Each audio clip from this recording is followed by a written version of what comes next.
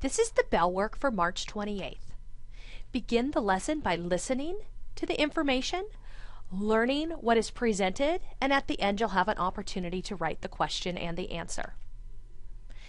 Today's question has to deal with the lost generation of the 1920s. The lost generation was looking for new truths in an ugly world.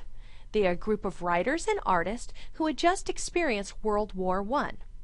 They lost faith in traditional ideas and values, specifically the American dream. And they were searching for new ways to make their lives seem meaningful. Some of the escapes they used were alcohol, or extreme sports, which in those days would have been bullfighting, and parties. One of the most famous writers of the lost generation is F. Scott Fitzgerald. He writes about the American dream, ending in a nightmare, in his novel The Great Gatsby.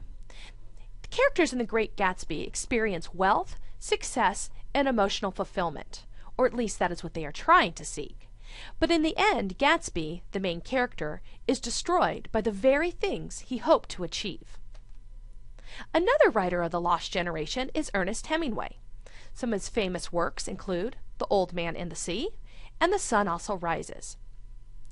Ernest Hemingway felt betrayed by the American dream and was very disillusioned, which is reflected in his writing.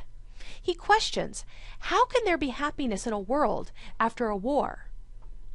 This despair, lingering from World War I, is reflected in his writing and those of the other lost generation writers. So what impact did World War I have on post-war American literature? Well, keep in mind, writers of post-war American literature had lost faith in traditional ideas and values after witnessing the devastation of war. They searched for new meanings to express modern life and its influence and new ideas. Best of luck on today's Bellwork.